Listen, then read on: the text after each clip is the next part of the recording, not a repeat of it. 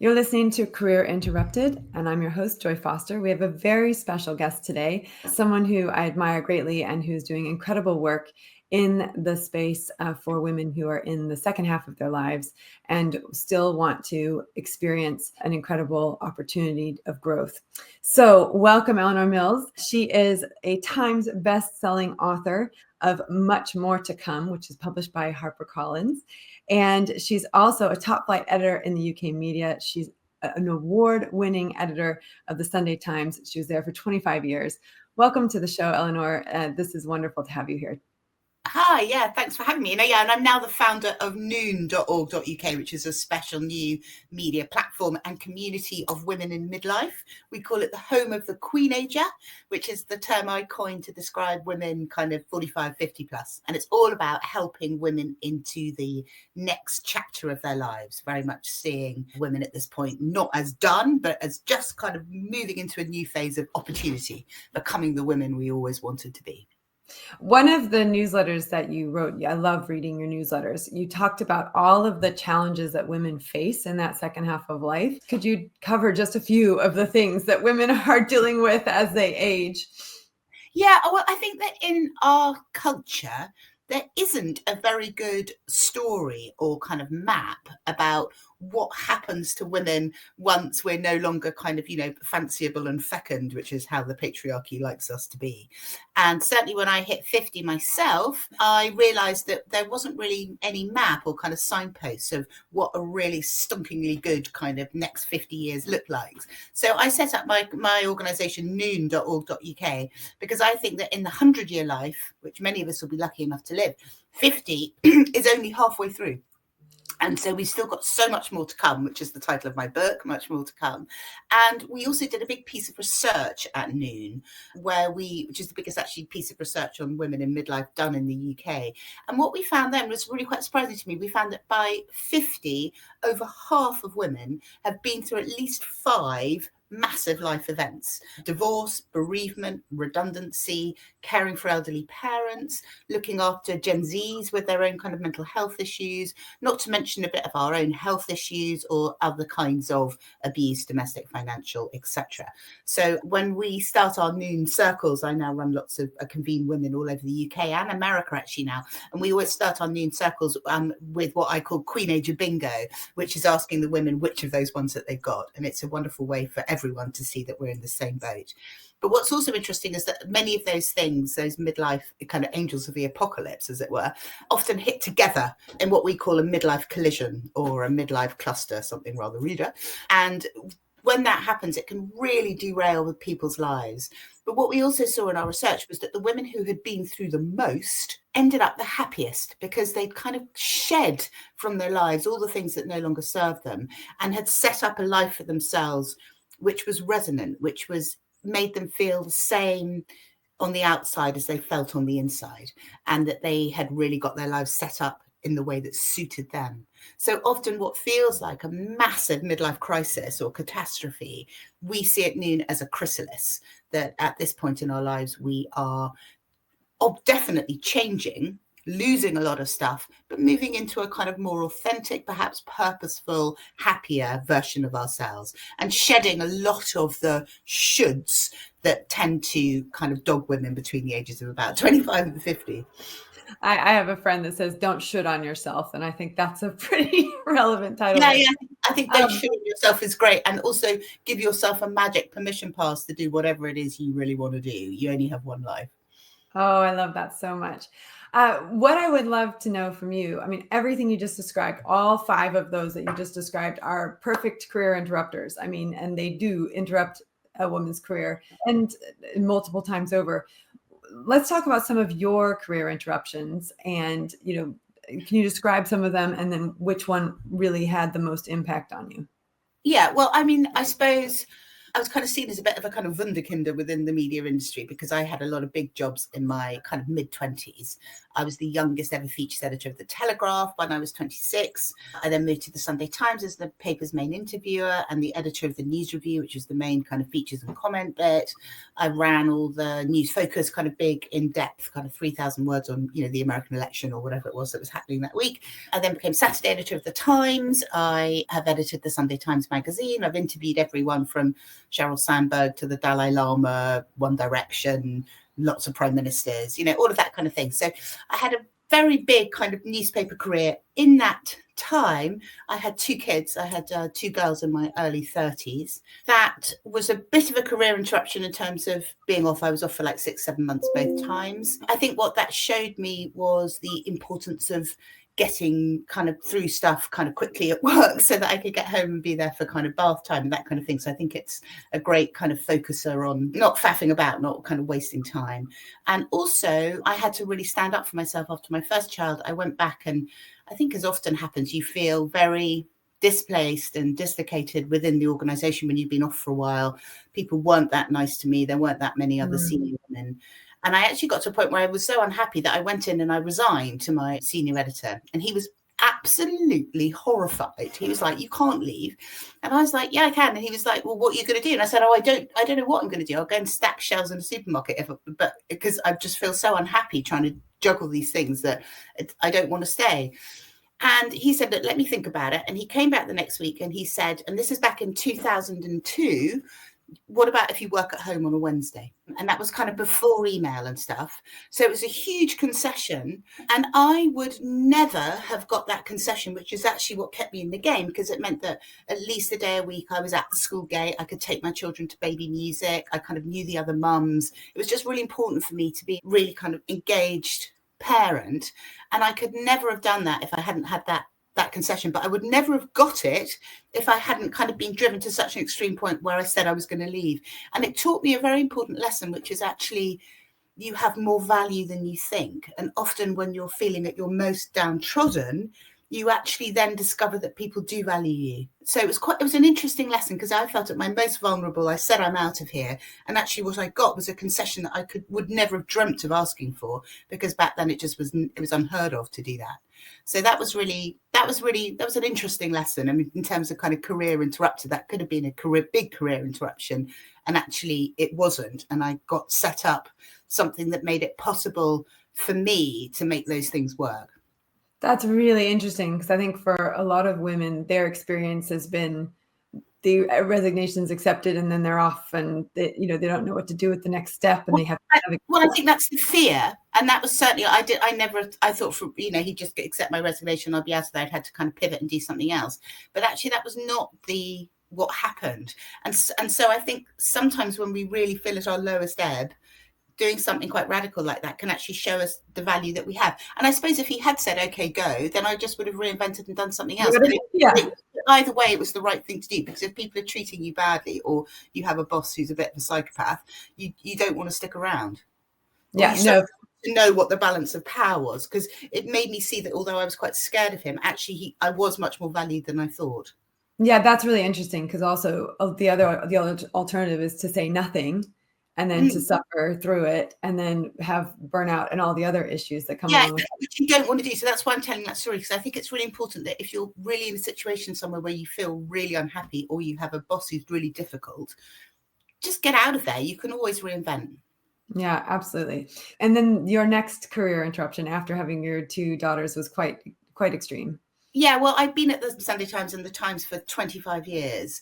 And they, as often happens, we all used to joke, I mean, everyone jokes around in companies that as you get very senior, the air becomes thin. It's a bit like going into the dead zone on Mount Everest when you start using oxygen. Death can come at any point. And what happened was they brought in some new leadership into the newspaper. And I'd always hoped that might be me, but somebody else was brought in, someone that I hadn't always seen particularly eye to eye with, and I was out. It was one of those situations where I was told my services were no longer required. That was a huge shock, because so much of my identity had been based around that job. I'd been I was the editor of the Sunday Times magazine. I'd been like a big honcho on the biggest newspaper in the, one of the greatest newspapers in the world for a quarter of a century. And it was my tribe. It was kind of who I was. And then suddenly I was out, and I really felt like I died. I felt like I'd been pushed off a roof and I was in free fall. I didn't know who I was, what I was going to do. I was very tearful. I was very anxious. I was very lost. And what I found in that time was that there were no signposts for how to reinvent at 49 in our culture. I remember Googling, midlife redundancy, what comes next, and getting the HMRC website. So for those of you listening from abroad, that's the UK tax office. It was not the kind of inspiring content that I was hoping for, to put it mildly. And so I've always been a great believer in being the change you want to see in the world. And I decided that I was going to create the thing that would have helped me at that point. So I set up noon.org.uk, which is there to help women reinvent in midlife and to say, you're not done yet. You're not on the scrap heap. I use that phrase because I wrote a big article for the Telegraph when I was when I was launching Noon, and about being made redundant and how awful it had made me feel. And I had probably about 10,000 people get in touch and comment on that, saying nobody ever talks about this because there's such a lot of shame around it. And this has happened to me too. And then I really realized that I was onto something. And I started writing my newsletter. I started it as a Substack, and it became a Substack bestseller. And I built my community and my organization basically off the strength of that content that engages. So we've never spent any money on marketing at Noon. We've done it all from that kind of what we used to call at the Sunday Times content that engages. I mean, I've been editorial director there, so I knew about creating content that would create a community, or I hope so did. That was why I was kept employed as a Murdoch editor for 25 years.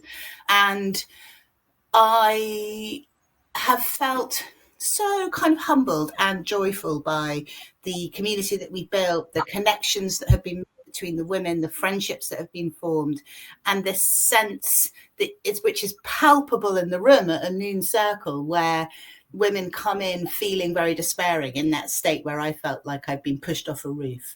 And then they look around the room at other women who've been in that position. And of course, it's not just about redundancy. You can feel like you've been pushed off a roof because you've been divorced, or somebody's died, or you've lost your parents, or you've been a carer at home and that's been your main identity, and all your children disappear. I mean, there's lots of reasons why at midlife we suddenly feel kind of quite beached in our own lives.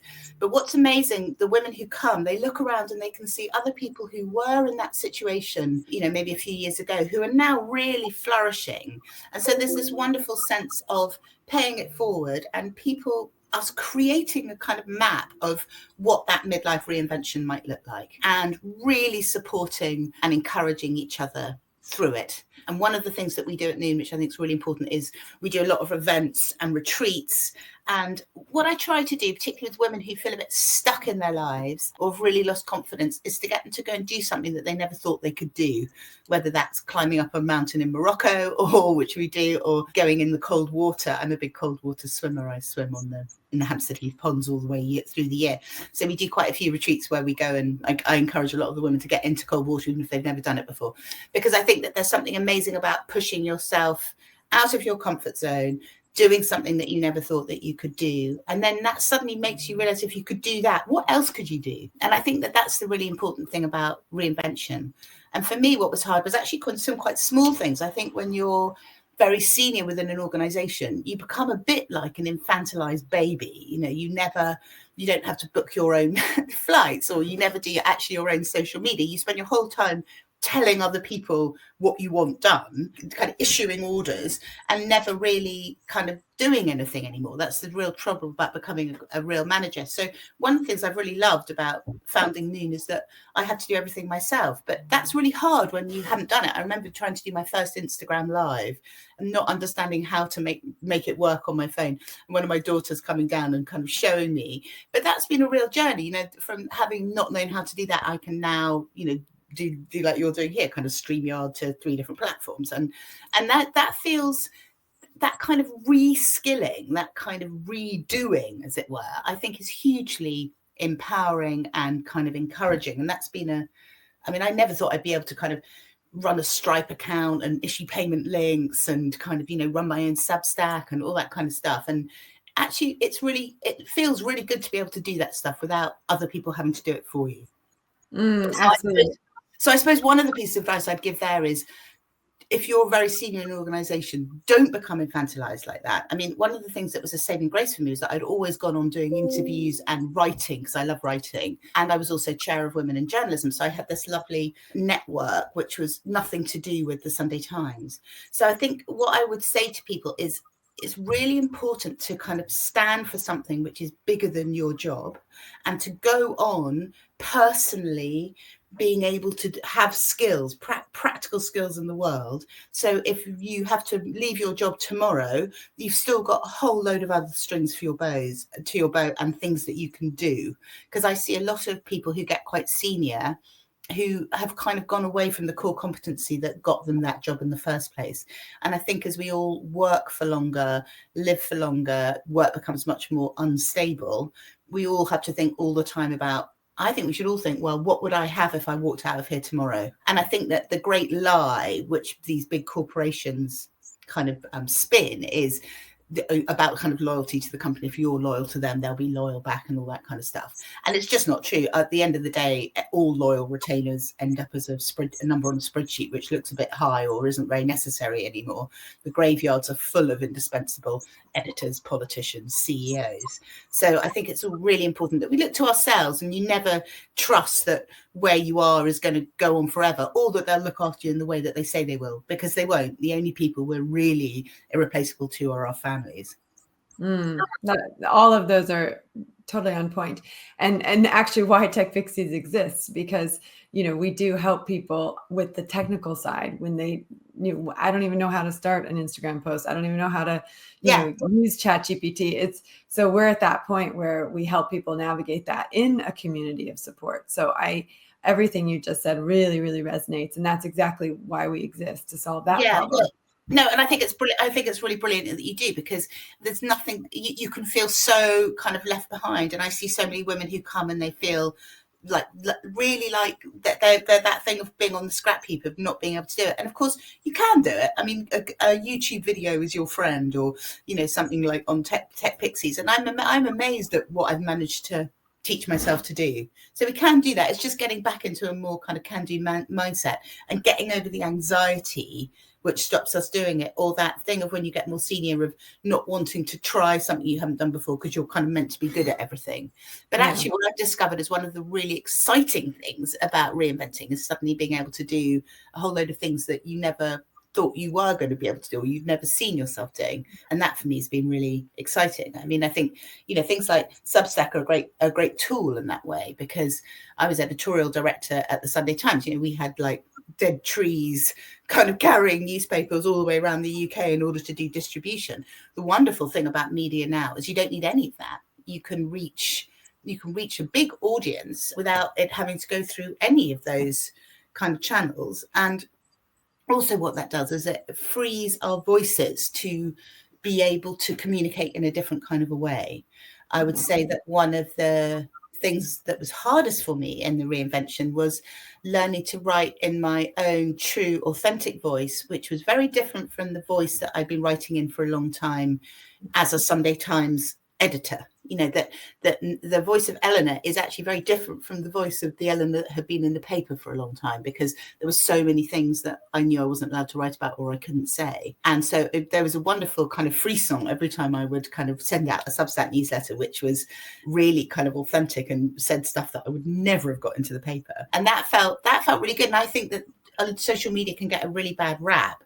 But what it allows us to do is to bypass the gatekeepers. So, somewhere like the Sunday Times or at the BBC or, anywhere, there are a whole load of senior honchos who control what goes out on that channel. And what's wonderful about Substack or social media is there is not that control. You can say whatever you want, and you can speak in an authentic voice to your community, and nobody can tell you that you can't. And that for me has been amazing, not having to run all my decisions past a whole load of more senior men who don't get it. Yeah. Oh, I hear you totally on that one.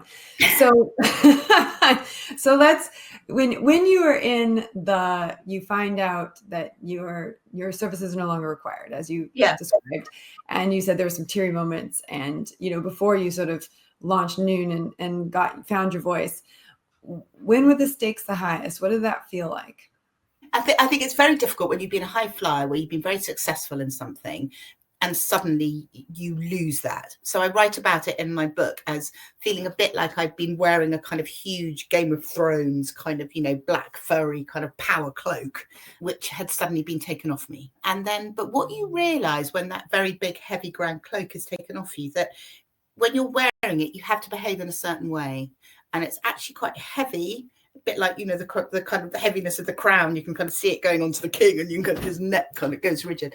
So I actually discovered that you could be a lot more, well, when it was taking off, you feel a bit like a kind of alien, or kind of some weird like amoeba that's come out from under a rock. But I soon learned that actually I felt much lighter, much more nimble, much more free without it. But it was a really horrid transition. I write about it in the book. My kids used to say, what's the mum weather like today? We're on kind of drizzle, full deluge, how upset was I? They were so sweet to me in that time. They kind of go, look, Mum, it's fine, be nice to yourself. Let's watch a kind of rom-com and eat some chocolate, and go for a walk.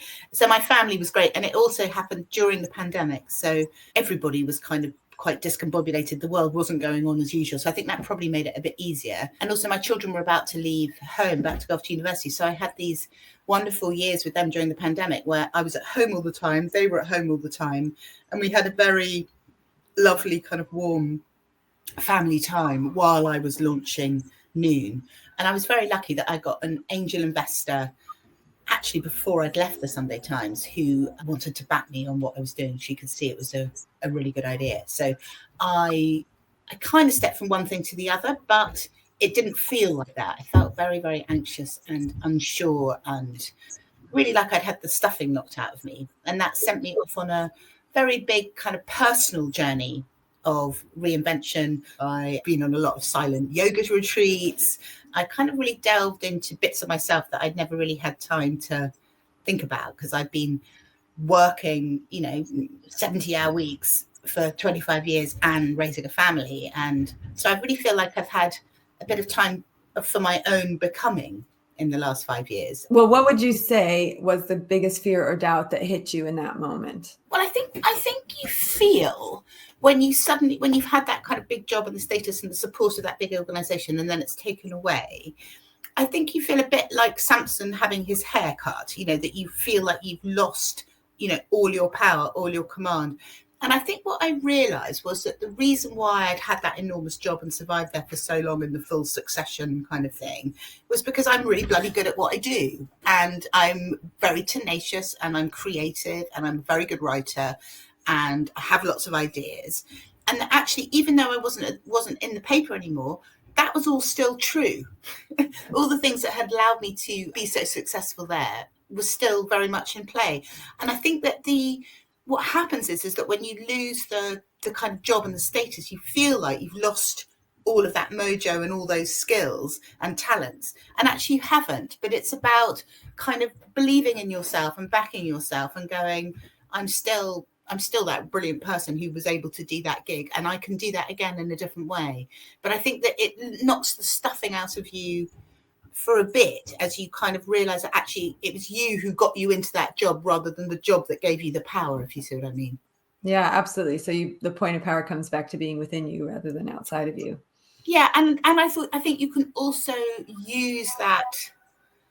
You can use that in a different way. I mean, I feel much happier now, much more authentic, much less stressed. I mean, I work really hard because I'm running my own business, but I'm not on a kind of whip chain of somebody else's.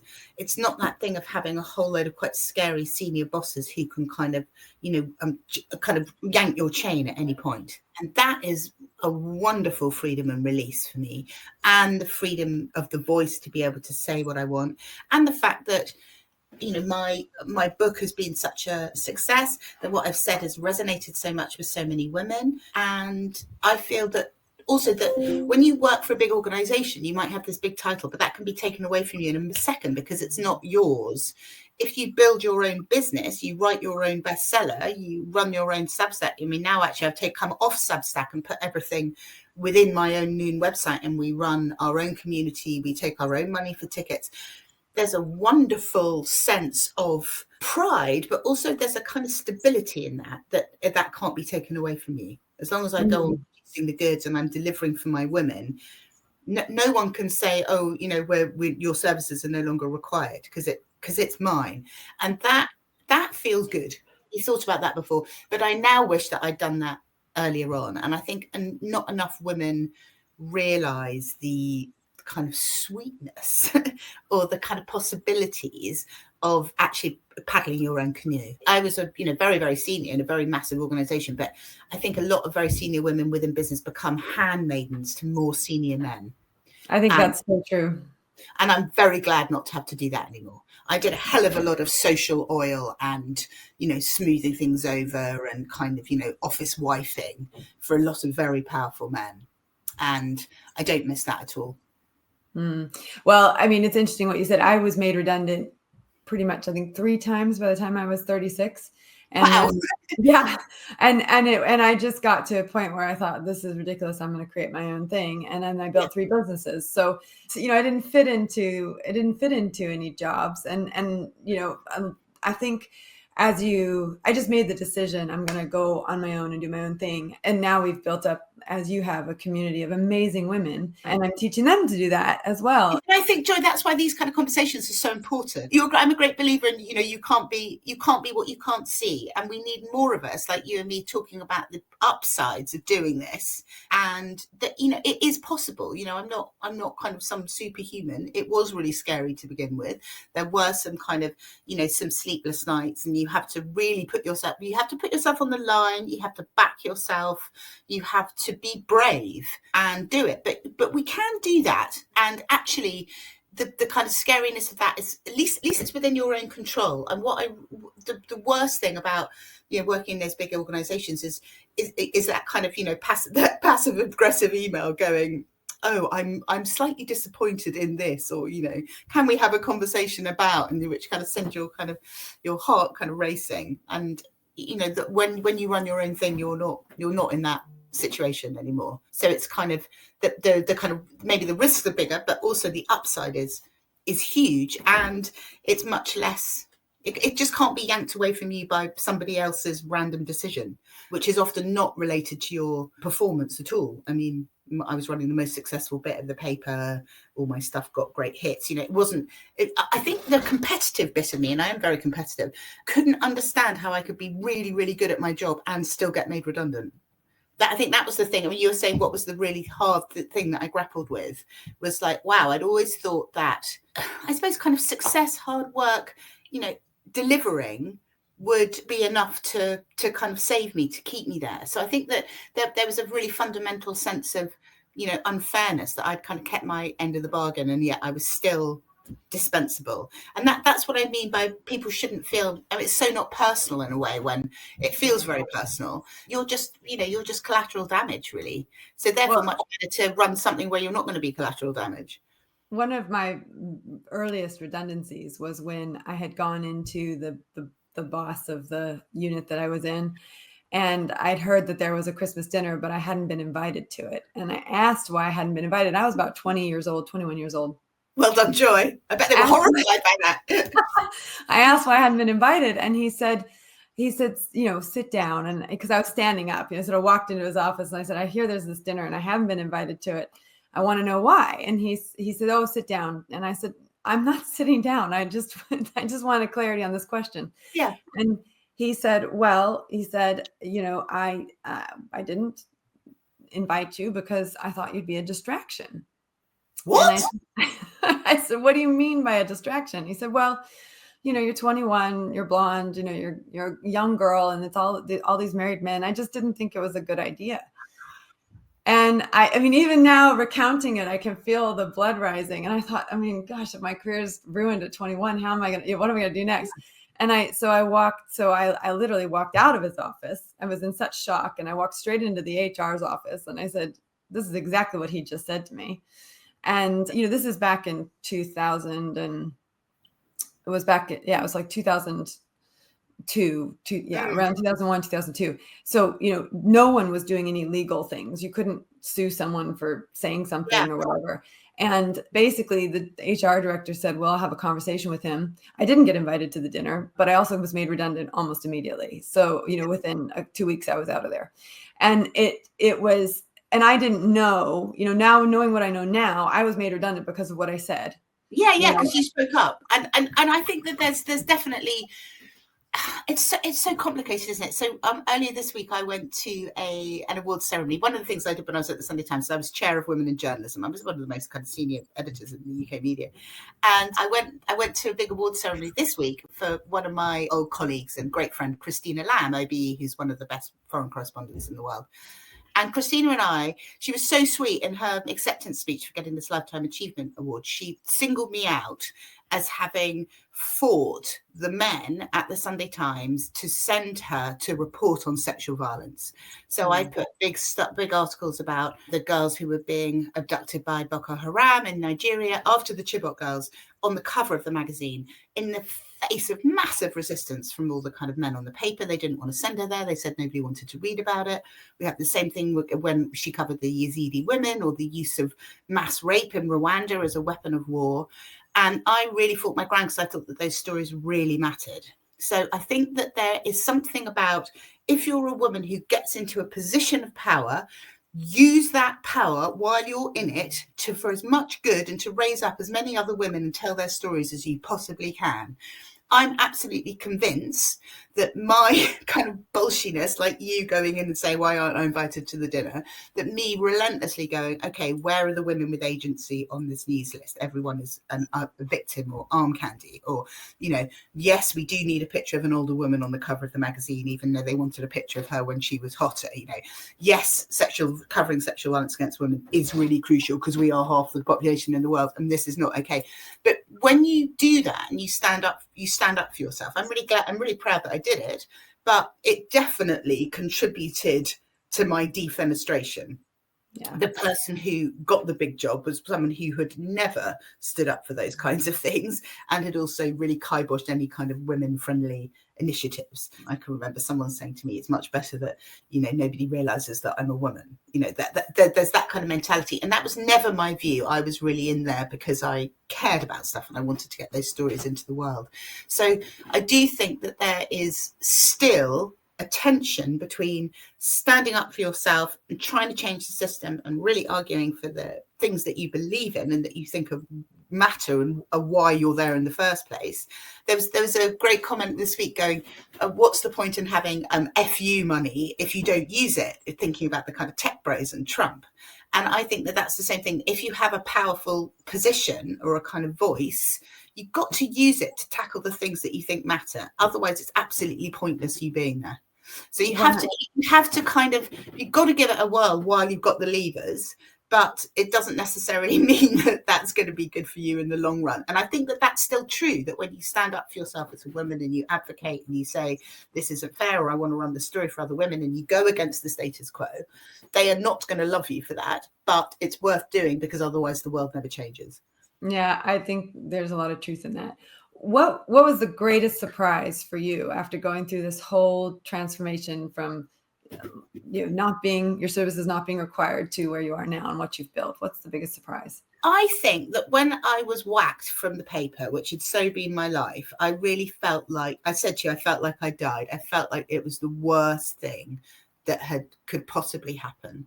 And I now think it was the best. I really do. If someone asked me to go back, I would say no. I really love what I do now. I feel super purposeful. I feel really kind of humbled and proud of what we've created at Noon and how much we've helped the women. I'm about to go and do a course in constellations, which is a kind of different kind of organizational technique of, to help you run circles and help the women with their kind of self-development. I mean, I never thought I would be doing those kind of things. We're doing a partnership with Voyage Jules Verne. We're launching something called Noon Voyage, which is for Queenagers to travel together, which will run a bit like a noon retreat. I lead them. I'm an ambassador for them, and we're doing these wonderful kind of trips. I mean, my life feels so much richer, more authentic, more purposeful, happier, more in my own control. I've always wanted to write a book. Now I've written a best-selling book. I mean, I just think that all those things, if I was still sitting there, chunking out issues of the Sunday Times magazine to a massively reduced circulation. I mean, the other thing is that newspapers are not the massive, powerful force now that they were when I joined them in the 1990s. 1990s and 2000s. That newspapers were the main game in town. That was how everyone spoke to the world. Now you don't need it because we've got social media. So I think that I was quite lucky in the timing of the kind of defenestration, because it was the perfect time to set up an online media brand for women in midlife. We are a massively underserved and super lucrative market. Queenagers, super consumers, according to Forbes magazine, we are behind over 90% of all household spending decisions. We appear in less than 10% of advertising, and no brands directly try to appeal to kind of Queenagers. And our research finds that university educated Queenagers 70% more likely to buy from a brand that represents them authentically, and yet none of them do. So we're in a kind of longevity kind of quake. Life expectancies have doubled since in the last 100 years. And so this whole thing of us living longer, and what do we do with this extra bit of life? What can we do with it? What is the map of that next bit? I think that this is a kind of boom coming area, and there have never been women like us at this stage before in history. 2019, for the first time, women over 40 started earning more money than women under 40. That's a really huge seismic shift, because it means that all the kind of childbearing stuff, which has usually pushed women's careers off track, is now starting to stop. That older women are beginning to earn more, which they should do. And there have never been women in history before at 50 with this kind of lifespan, health span, wealth, confidence, the kind of experience we've had, because we feel like we deserve to have a voice in the world. And that is going to be a massive quake. And I think all the kind of hullabaloo around menopause is the beginning of that. And this is just going to expand. So I feel really excited about how we can make women feel better about getting older. There's quite a lot of it in the culture at the moment. I just went to see the Nicole Kidman film Baby Girl last night, which is all about a kind of older woman coming into her sexual power. Or things like Demi Moore's The Substance is really beginning to explore the kind of beauty industrial complex which makes women feel terrible about themselves as they age. And I think that that's going to be for me, it's the next bastion of feminism, that we make women matter as they age, that we don't see ourselves through a kind of male lens. And I'm very interested in that because of all the years that I spent in the media and saw that in operation. And we did a lot of research at Women in Journalism about the lens of the media and how we teach women to feel bad about themselves, cankles, bingo wings, and all that rubbish. And that in our culture, we don't really have a model of what it looks like to be a older woman who's absolutely rocking it, other than being a grandma. And 30% of women at 50 these days don't have kids. So if you haven't had kids, you're not going to be a granny. So there needs to be a whole new exploration of what women can do at this point, and how much we can help and change the world, and by mentoring others, by bringing our incredible capacity to manage complex change. Harvard Business Review says that Queenagers are the best at managing that kind of complex change, and purpose, that we see really strongly that women want to pivot into feeling purposeful. There's that sense at this point that you might not have that much time left, and the time that you do have, you really want to make count, and a sense that you don't want to be pleasing anymore. And that we can, that we don't have to. And I mean, the Greg Wallace thing recently in MasterChef, the stuff about women of a certain age being the one who called him out, middle-class women of a certain age. Queenagers is what I call them. And yes, too right. And in some ways, Greg Wallace was brilliant, because he showed just the power that Queenagers have, that if we stand up and we say no, then, those voices, we have clout if we choose to use it. We just need to deprogram ourselves from the thinking that we're no longer relevant or attractive, therefore we don't have value. That's a story that we've been told, a bit like the bad stories we were told about race or around kind of homosexuality. We can change that story in the way that we change those others, and that's my real mission now. And would you say that's the greatest lesson that you also learned in this whole process? I think that what I've done in this whole process is pull together all the different strands of my thinking, which have been bubbling away over the last 30 years, and my capacity to read the zeitgeist and express it. What a lot of people say about my book is there are lots of things in there which they'd kind of sensed or kind of, were grasping for, but hadn't seen kind of pulled together in a cogent way. And that's always what I've done as a journalist. The reason why I was so successful at it for so long was because I was good at reading the culture, what was coming, what people wanted to read about, what they cared about. And so now I feel like I'm doing that for myself rather than for News Corp. And your motto, is there a motto that you live by? I'd love to know. More fun, more joy. And then I sent you an email and you said yes. Yeah. No, I do. I'm a big believer. Yes, say yes to joy. Very good. So that's a very good motto for your podcast. I think say yes to joy is maybe something that you should take up. Yeah. What, if you have a moment, just describe what saying yes to joy means for you, and then we'll wrap it up. Oh, saying yes. So saying yes to joy for me means every day doing something that makes me feel joyful, at least one thing. So I go and swim in the pond on Hampstead Heath every day at around lunchtime, and I look at the ducks, and I just talk to my friend the heron, and I look at the trees, and I chat to the other women who are there, and I stand naked in the frosty air, and I feel alive. I feel kind of rejuvenated, like given a shot of kind of pure joy by being there and doing something, for me, which puts me in nature, which puts me in the present, and knowing that nobody can be kind of chivying me, or I haven't missed a crucial email while I'm in the pond because I'm the boss. So that for me feels like saying yes to joy, and then sharing that sense of optimism, of joy, of possibility, of that coming into your real power with all the other women in my community so that they can do it too. I've seen it happening. So the real joy for me is really seeing that message absolutely kind of unraveling, unspooling, being co-created with this incredible community of amazing women who definitely bring me joy kind of every day, and thinking of other things, fun things we can do. We just started doing a noon cinema club where we all kind of go off to the Curzon Soho. We're setting up all these circles all over the place. We're doing our holidays. So if that sounds like something that appeals to your listeners, it's noon.org.uk, events, retreats, sign up for my newsletter, and buy my book, Much More to Come, Lessons on the Mayhem and Magnificence of Midlife, which is really my story, very much what we've been talking about today, of my exit from the Sunday Times, but also the stories of lots of other women who have reinvented at this point, and the lessons that they've taught me. It's quite a personal book, it's quite emotional, some of it's a bit spiritual, goes into unexpected places. Hopefully, I know that it has inspired lots of women to feel like they're not done yet and they have got a second act. So if that's you and you're feeling like you're on the scrap heap in midlife and everything's feeling a bit hazy, come and find us at Noon. We can definitely help you. Well, absolutely. And we love to give away books at TechPixies. So to enter the competition to win one of Eleanor's books, we'll have 4 of her books available. If you can comment below any of the content that we create and put on social media, you will be entered to win, and then we will let you know if you've won one of those books. And I love to do that and to support your books and your company. It's just incredible. And I tell you what I'll do, we've got some really cool tote bags which have the same cover of the book on them. They're really pretty, turquoise. I'll send you some of those so you can give them out with the books. Oh, I would absolutely love that. And I just want you to know the comments on Instagram are blowing up, going nonstop. And I didn't want to interrupt our amazing conversation, but they just blew up. So finding me on Instagram, it's Eleanor KJ Mills, and Upon Noon is where we are there, and website noon.org.uk. Thank you so much, Eleanor. I appreciate you for being here today. No, great.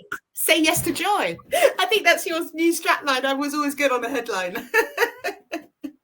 I'll take it. Wow. Wasn't that an incredible podcast? Getting to speak to someone who is so high up in editing at the Sunday Times. It's just amazing to see what she's doing to help women really make sure the second half of their lives is the best half of their lives. I have a book to give away.